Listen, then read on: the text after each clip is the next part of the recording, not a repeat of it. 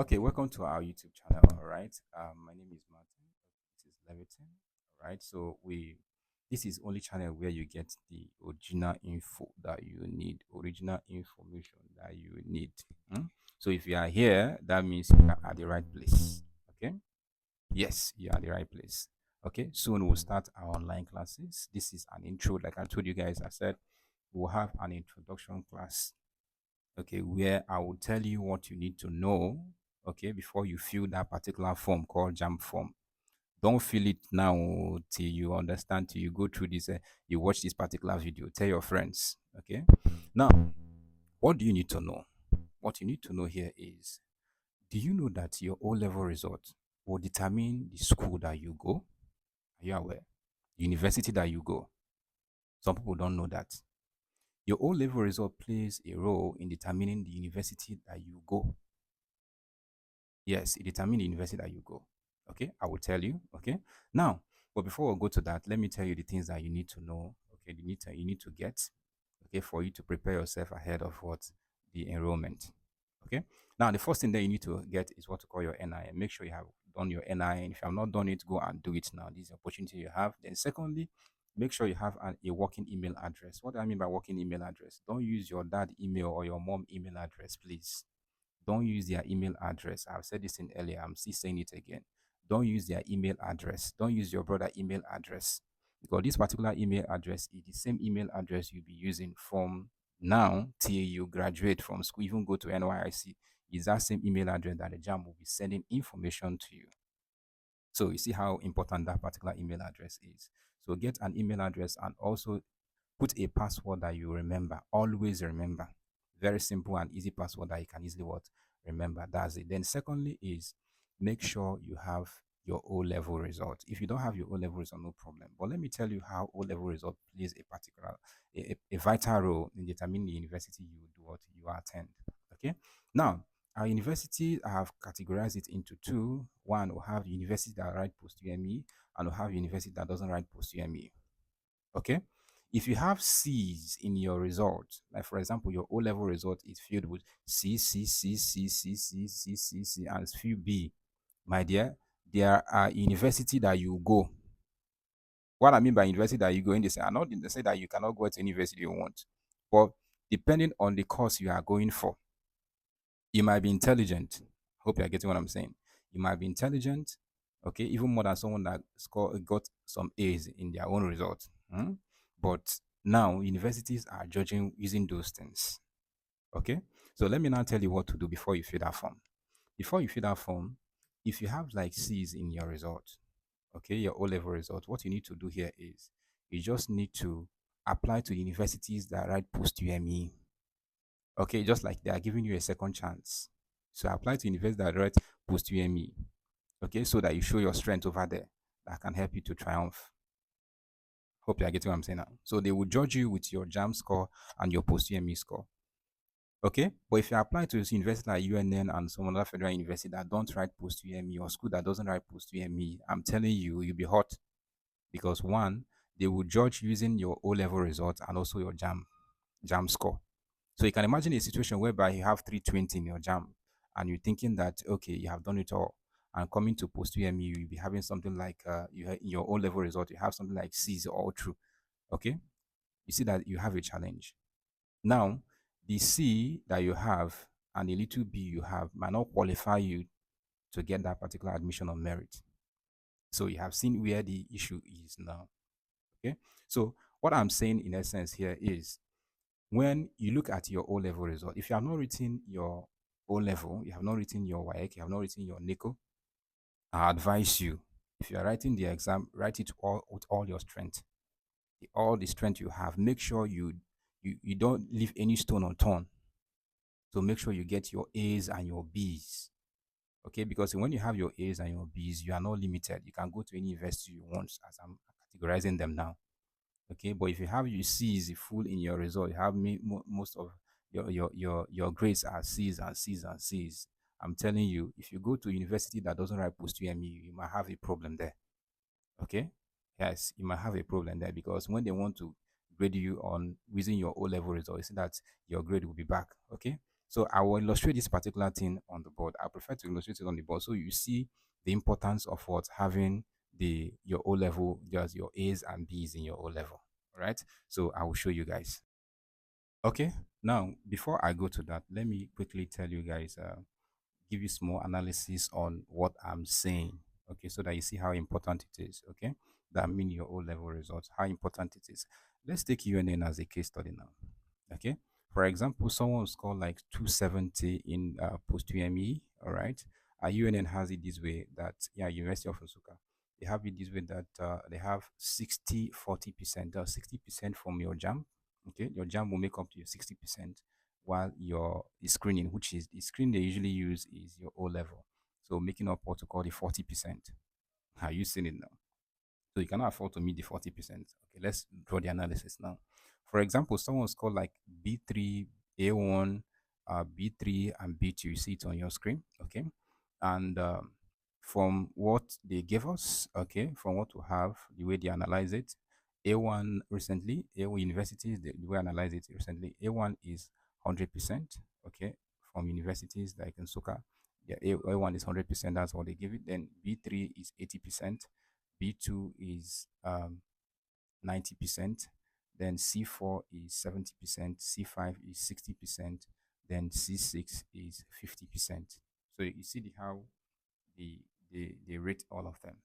Okay, so now if for example someone have a B3 which is 80%, which is 80, then A1 which is 100, then B3 which is also 80 again, then B2 which is 90, because in your O level result what they need is minimum of 5 credits.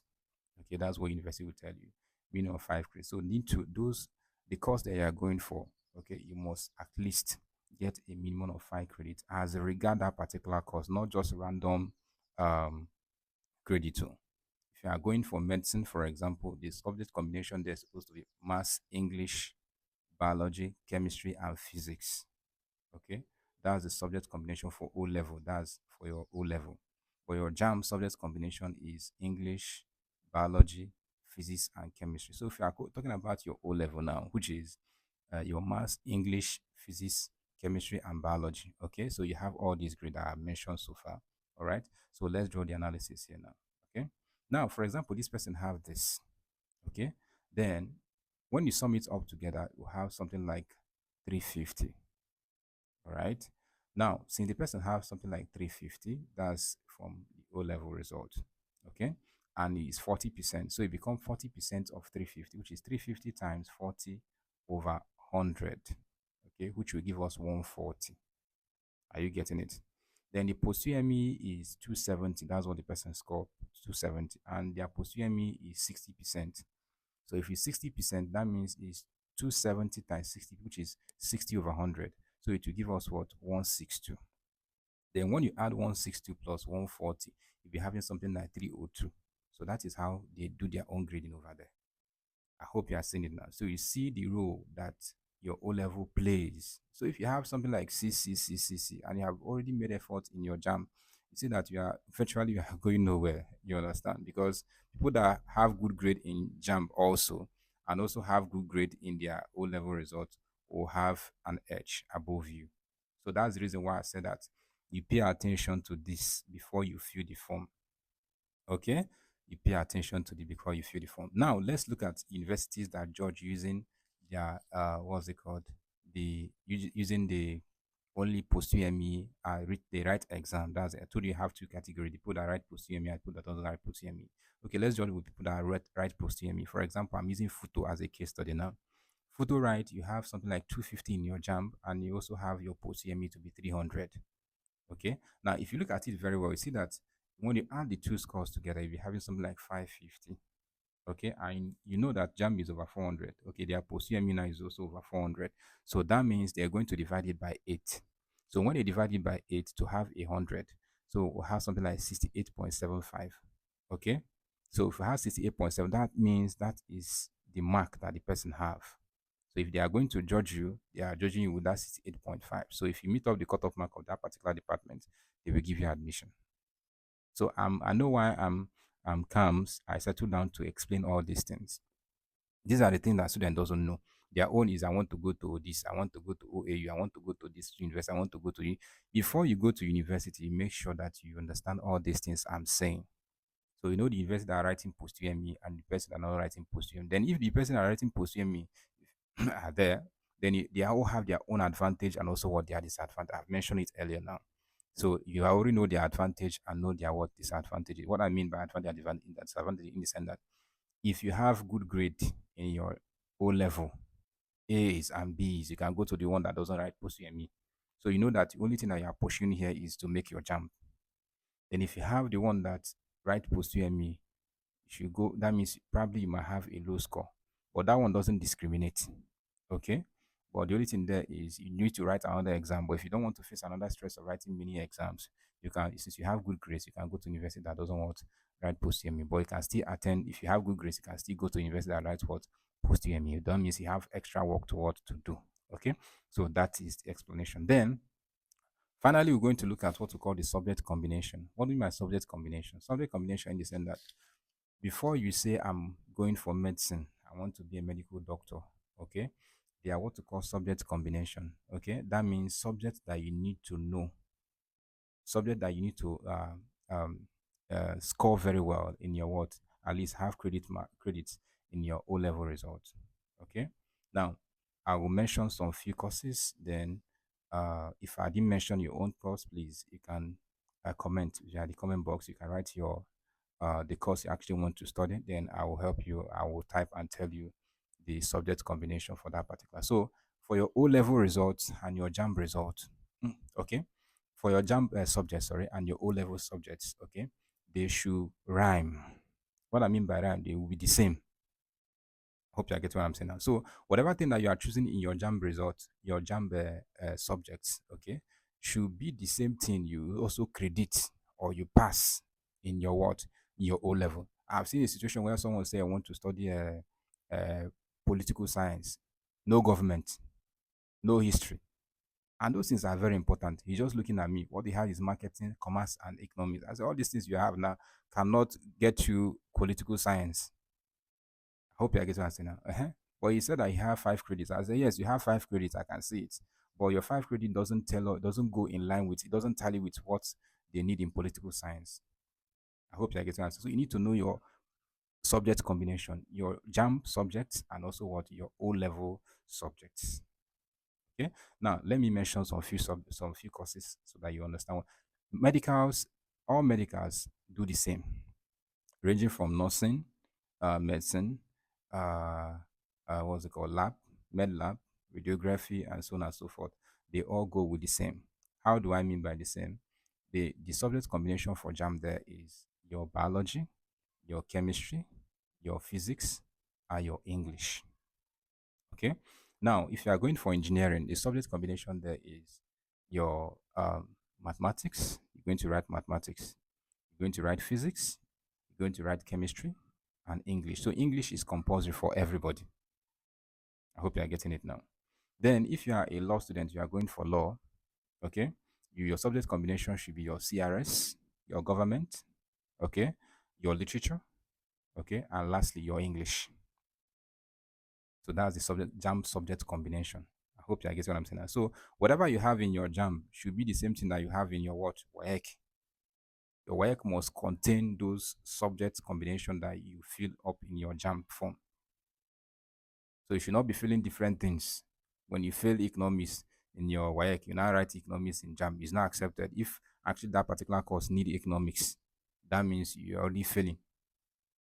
So for you not to make mistakes, your JAM subjects must be the same to the one you actually merit in your what in your O level results. So that's why I'm saying all these things. So if you are going for something like political science, you need government, you need or history, then honor that social science subject. Okay, to uh, amend it to make it to be four. Now these are the subject combination that we'll have.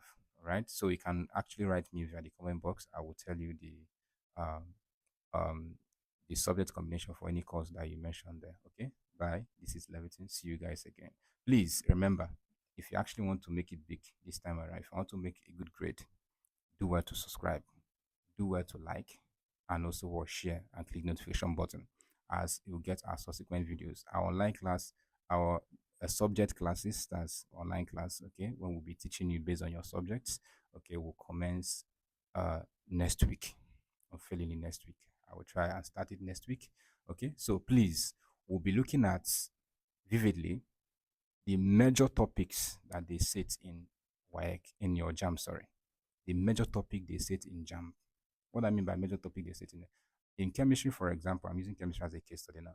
In chemistry, for example, there are some topics that they don't miss. No matter how, they must ask questions on those topics. So those topics now will treat it very well and make sure you understand them. Okay, that's what I mean by subject. The topic that they don't what they usually set. Okay, they usually ask question on. Please, these are the things that will do for you. I've been doing it, and we have been having good we have been having getting good results. Okay, 320, 3 this and 3 that. Okay, 280, 290, and so on and so forth. So tell your friends, tell your loved ones, tell your classmates, share it in your WhatsApp groups, share it in your Facebook groups, share it in all social media groups. Okay, so that they can join and benefit. Thank you once again. It's Davidson. Okay, bye. See you guys later.